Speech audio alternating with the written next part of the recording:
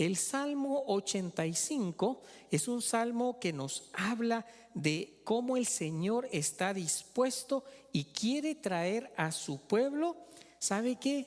Su misericordia. Dios quiere traer a su pueblo su verdad también. Dios quiere traerte su verdad, Dios quiere traerte su justicia y Dios quiere traerte por sobre todo su paz tan anhelada. Vamos a leer el Salmo 85 del versículo 8 al 13.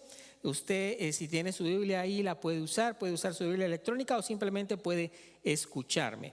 El Salmo 85, 8, 13 dice: escucharé lo que Dios el Señor va a decir.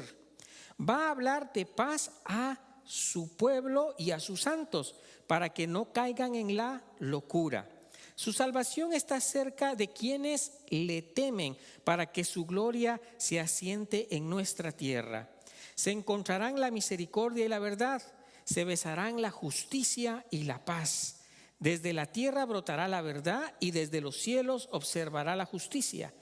Además, el Señor nos dará buenas cosas y nuestra tierra producirá buenos frutos. Delante de Él irá la justicia para abrirle paso y señalarle el camino. Esta es palabra del Señor. Entonces, vamos a ir versículo por versículo para ver qué Dios tiene hoy para regalarnos a cada uno de nosotros en este salmo tan bonito. Mira, el Señor está dispuesto y el Señor quiere que su pueblo reciba la misericordia de Él. Dios quiere que tú recibas misericordia, que yo reciba misericordia. También Dios quiere que tú recibas su verdad, porque hay muchas verdades entre comillas por ahí, pero Dios quiere que tú recibas su verdad. Y también Dios quiere que tú seas recipiente de su justicia. Y también Dios quiere que tú seas recipiente de su paz. Él anhela que tú tengas esas cosas de Él, que tú tengas su misericordia, que tú vivas en su verdad, que tú seas justo por Él y que tú tengas su paz. Vamos al versículo 8 de nuestra lectura y ahí vamos a ir viendo qué es lo que Dios tiene hoy para nosotros. Dice nuevamente el versículo 8: escucharé lo que Dios, el Señor, va a decir. Es el salmista hablando. Va a hablar paz a su pueblo y a sus santos, para que no caigan en la locura. Entonces, vamos a analizar acá al salmista, el que está escribiendo este salmo. Él empieza esta porción de este salmo, el Salmo 85 lo podemos dividir entre dos. Esta es la segunda parte del Salmo 85. Entonces el salmista tiene varios puntos que quiero yo que los hagamos nuestros hoy. Primero, fíjate, el salmista tiene entendimiento, ¿sí?, acerca de lo que Dios va a decir. Fíjate, ¿por qué? Porque el salmista dice, antes de que Dios hable, el salmista nos está diciendo, Dios, el Señor, va a hablarnos de paz. Entonces, el salmista tiene entendimiento acerca de lo que Dios va a decir, que Dios va a hablarnos paz. Número 2, el salmista tiene entendimiento a quién va a hablar el Señor. Fíjate, esta es la segunda cosa que tenemos que notar acá. El salmista tiene un entendimiento de a quién le va a hablar el Señor, porque dice a su pueblo y a sus santos. Entonces, ¿a quién le habla Dios? A su pueblo y a sus santos. ¿Quiénes son los santos? Nosotros, los que hemos sido santificados por la sangre del Cordero de Dios. Entonces, primero, nuevamente, el salmista tiene entendimiento de que Dios siempre va a hablar a su pueblo paz. Fue lo primero que vimos. Lo segundo que vamos a ver es que el Señor va a hablar de esa paz a su pueblo, a ustedes y a mí, a usted que es pueblo que nos ve en casa, a ustedes Dios va a hablar y va a hablar paz. Tercera cosa que el salmista tiene claro. Fíjate, estamos solo en el versículo 8 para que nos demos cuenta de la profundidad de las palabras del salmista acá. La tercera cosa es que el salmista sabe que Dios siempre tiene un propósito. Dios tiene un propósito.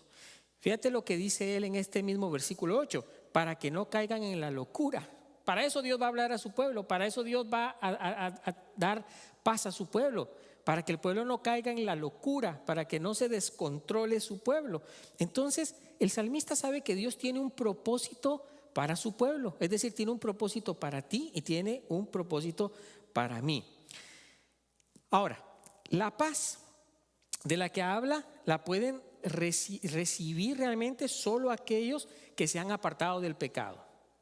Por eso el salmista es tan claro cuando dice que Dios va a hablar a su pueblo, a sus santos, no a cualquier persona. Dios no va a darle de su paz santa y de la paz que el mundo no puede dar. La paz del mundo es muy temporal, pero la paz del Señor es permanente y va más allá de nuestro propio entendimiento. Entonces, esa paz la puede recibir solo aquel que se ha apartado del pecado, solo aquel que ha dejado las cosas del mundo por un lado y ha decidido estar presente en las cosas de Dios, ha decidido caminar con Dios. Todo pecado es una locura. Todo pecado en realidad es una locura. Por eso dice el salmista, para que no caigan en la locura, para que no caigan, en otras palabras, en el pecado. Porque aquel que ha conocido la gracia de Dios se aparta del pecado. Aquel que ha recibido el perdón de Dios se aparta del pecado. Por eso este versículo 8 empieza diciendo, escucharé. ¿Recuerda usted? Déjeme leerle nuevamente el versículo. Dice, escucharé lo que Dios el Señor va a decir. Así empieza este versículo, escucharé. Ahora, esta palabra escucharé acá nos va a enseñar mucho hoy. Mira, primero, el salmista tiene plena confianza en Dios, porque usted no va a escuchar a una persona y va a hacer lo que porque escuchar no es nada más oír e irse. Escuchar es poner atención, escuchar es recibir lo que la otra persona tiene para aplicarlo en nuestra vida. Entonces el salmista sabe a quién está escuchando. El salmista sabe que está escuchando a un Dios fiel, a un Dios poderoso, a un Dios amoroso, a un Dios que cuida a su pueblo, a un Dios que quiere paz para su pueblo, a un Dios que trae misericordia a su pueblo. Entonces el salmista dice, escucharé. Lo que el salmista está diciendo es que él tiene confianza en Dios. Y la segunda cosa que él está diciendo es que él tiene disposición de escuchar. Pregúntate, ¿tú tienes confianza en Dios? ¿Plena confianza en Dios? Porque el salmista dice, te voy a escuchar, porque yo quiero que tú me hables, yo quiero que tú dirijas mi vida, yo quiero que tus palabras traigan paz a mi vida, dice el salmista. Por eso te escucharé. Ahora, nosotros podemos preguntarnos, nosotros podemos decirle al Señor también, Señor, yo te escucharé. Pero al escucharte yo voy a actuar conforme a tu palabra. Entonces el salmista nos está enseñando que él tiene plena confianza en Dios. También tiene disposición para escucharle. Pues son dos cosas ahí. Si no tenemos disposición a escuchar lo que Dios tiene que decirnos, es como que nos tapáramos los oídos. O como a veces he dicho tantas veces, que nos entra por acá por un oído y se nos sale porque no hay disposición. La palabra solo pasa, la oímos y es muy bonita, pero ahí se queda en que la oímos. Pero no la escuchamos, no la creemos, y se necesitan esos dos ingredientes: tener confianza en Dios y tener disposición a escuchar. Cuando usted tiene disposición a escuchar la palabra de Dios, lo que Dios tiene para decirle, entonces usted va a entender la verdad que Dios tiene para su vida y también va a entender la voluntad de Dios. Por eso a mí me impresiona mucho cómo el salmista dice, te escucharé, Señor, escucharé lo que tienes que decirme. Qué disposición tan grande. Yo quiero tenerla. Yo quiero todos los días levantarme y decirle al Señor, Señor, aquí estoy para escucharte. Háblame a través de tu palabra. Guíame a través de tu palabra. Aquí estoy dispuesto a escucharte, y escucharte es, estoy dispuesto a hacer los cambios que tengo que hacer. Por eso el sermón de hoy se llama Te escucharé, Señor, porque si usted no aprende a escuchar a Dios, su vida va a ser muy vacía. Es como que tuviéramos un Dios imaginario nada más, creado por nosotros, porque imaginamos cómo Dios haría las cosas, imaginamos cómo Dios resolvería nuestras dudas, imaginamos cómo Dios actuaría ante esta circunstancia, pero está en nuestra imaginación. Pero cuando tomamos la actitud de escuchar al Señor, dejamos que Él obre, conocemos al Dios verdadero. Continúa el versículo 9. Su salvación está cerca de quienes le temen, para que su gloria se asiente en nuestra tierra. Acá lo que hace la diferencia entre una persona y otra, ¿sabe qué es? El temor a Dios. Mire lo que dice: su salvación está cerca. ¿Está cerca la salvación de Dios según la Escritura, sí o no? ¿Qué cree? Sí, la salvación de Dios está cerca, la Escritura lo dice. Ahora, acá está la clave. ¿De quiénes le temen? La salvación del Señor está cerca de quienes le temen al Señor. Esa es la clave. Entonces, ¿cuál es la diferencia entre aquellos que el Señor salva, que unos le temen y otros no le temen?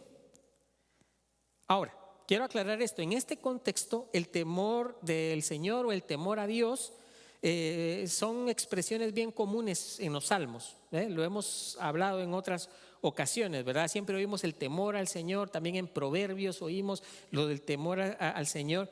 Pero estas expresiones, lo que significan el temor, no es miedo, sino es confianza.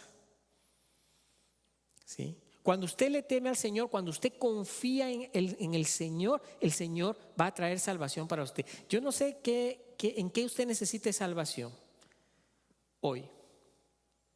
Sí, por supuesto, todos necesitamos la salvación de nuestras almas, eso es general. Pero hay cosas particulares que cada quien tiene, cosas con las que cada persona lucha en su interior, de las cuales necesita ser salvado, necesita ser liberado. Sí, algunas personas con su mente, otras personas tienen problemas con una adicción, otras personas tienen problemas para relacionarse, otras personas tienen… Yo no sé de qué usted necesita salvación, pero el Señor ofrece salvación para aquellos que le temen, es decir, para aquellos que confían en Él. Si usted confía en Él, confía en la palabra del Señor, confía en la bondad del Señor, confía en lo que Dios tiene para usted, entonces el Señor le va a salvar. De lo contrario, usted mismo impide que la salvación obre en usted. En otras palabras, la salvación está disponible para aquellos que confían en el Señor. Diga usted conmigo, diga usted conmigo: yo confío en el Señor. Se oyó bien, pero se puede oír más fuerte, como que estuviera en el estadio. ¿Ok? Yo confío en el Señor. Muy bien. Yo confío en el Señor. Hay que aprender a decirlo con seguridad. Yo confío en el Señor. Es decir, yo le temo al Señor.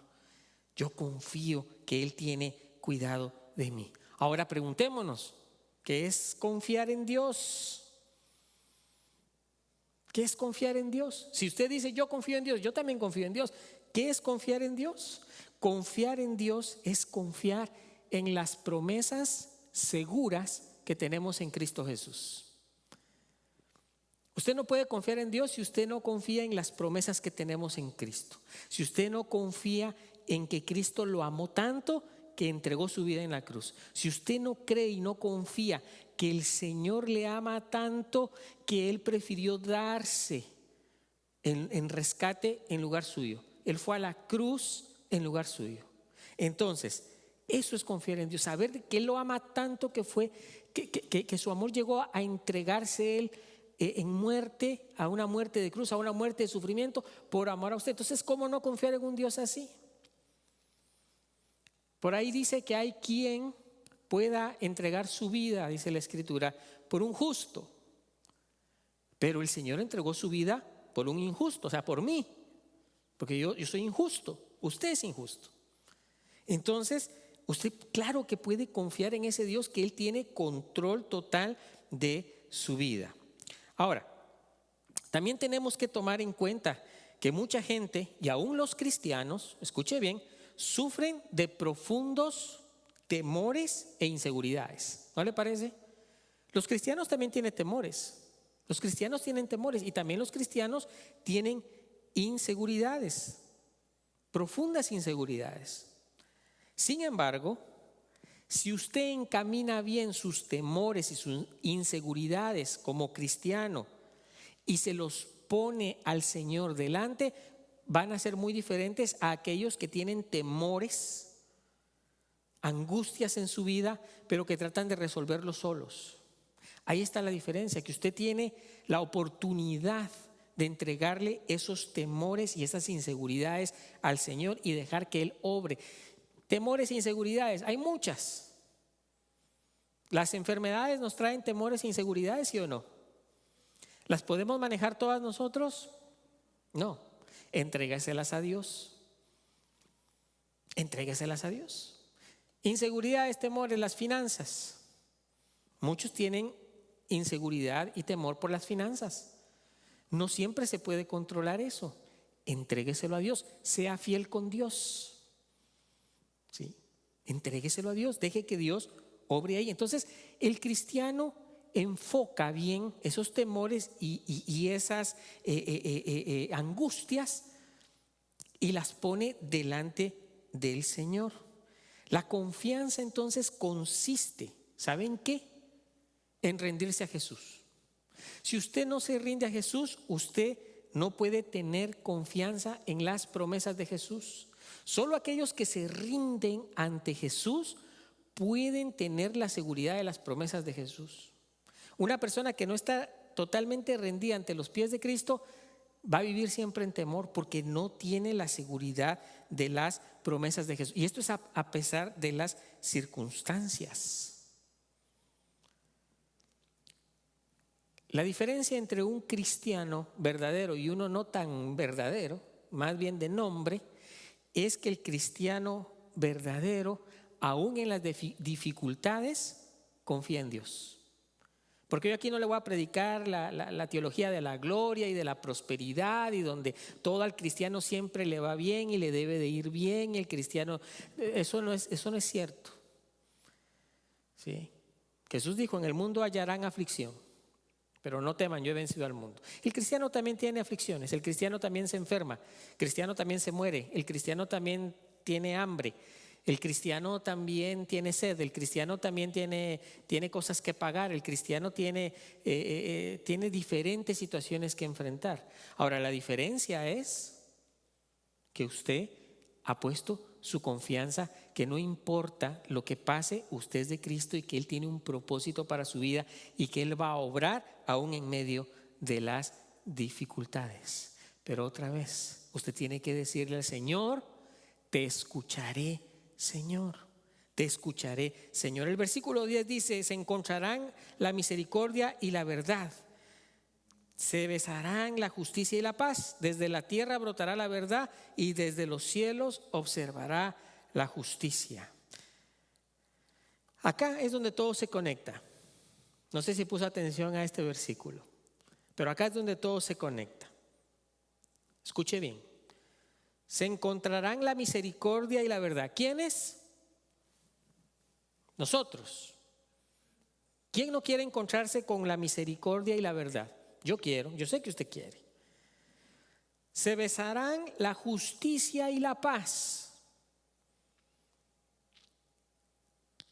El Señor, hermano, el Señor quiere que le escuches.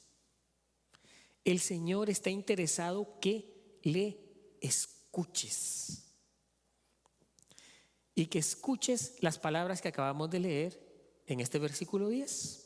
Dios quiere que escuches que Él tiene misericordia, que Él es misericordia y que Él te dará misericordia, que Él es la verdad, que en Él se encuentra la verdad. Hay muchas cosas que se dicen, pero la verdad es Él y Él quiere que tú vivas en esa verdad y Él quiere darte su justicia y darte su paz.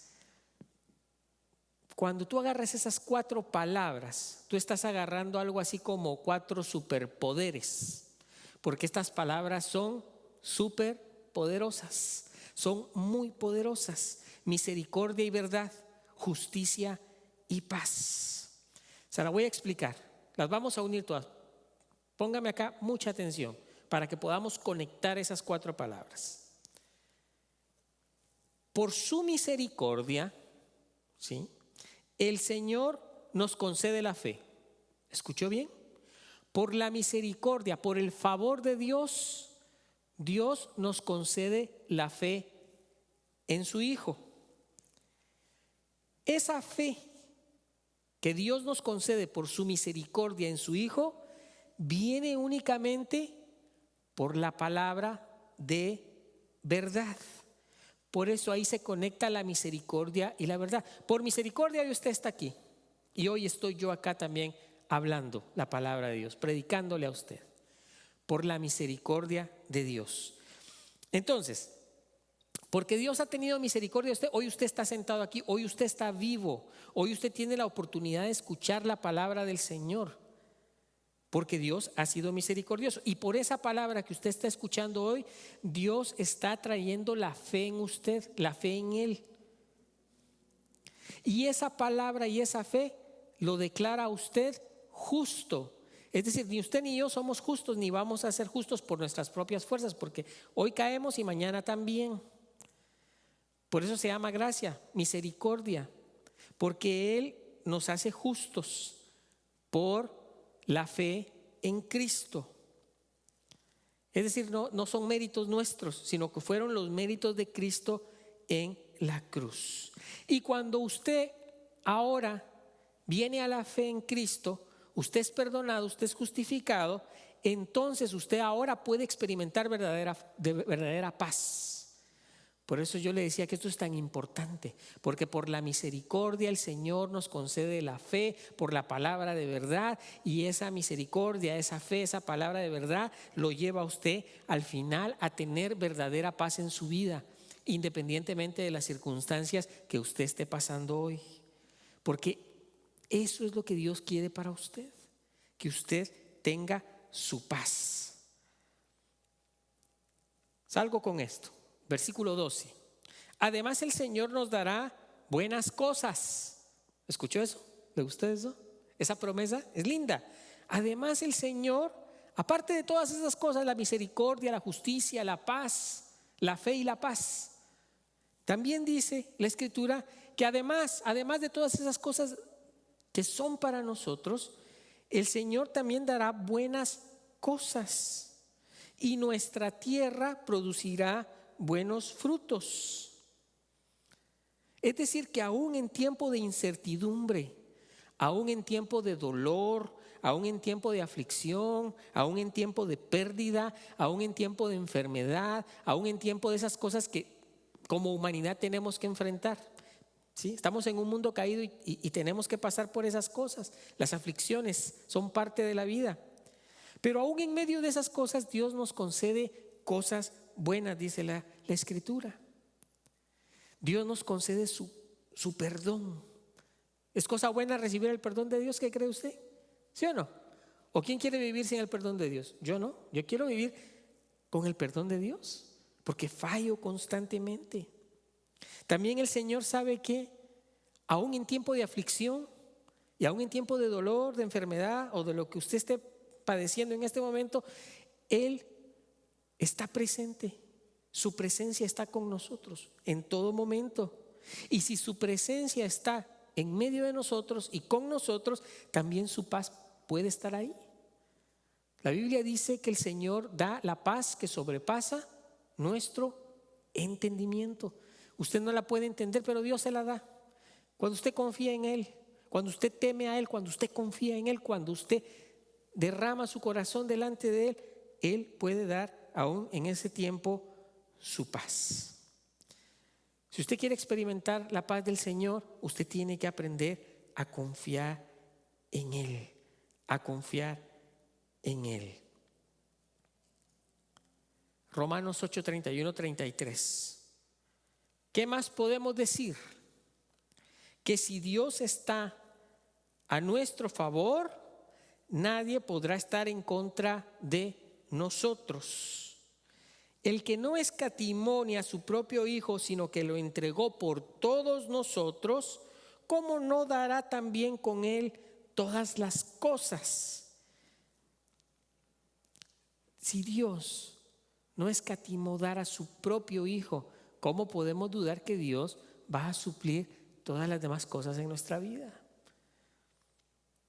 Ahora, esto pasa para aquellos que realmente escuchan y que viven por la palabra. Así que yo le motivo a que hoy tome en cuenta estas palabras en su vida, que las haga suyas y que ahora le diga al Señor todos los días: Señor, te escucharé, porque sé que tú tienes promesas de paz para mi vida aún en medio del sufrimiento.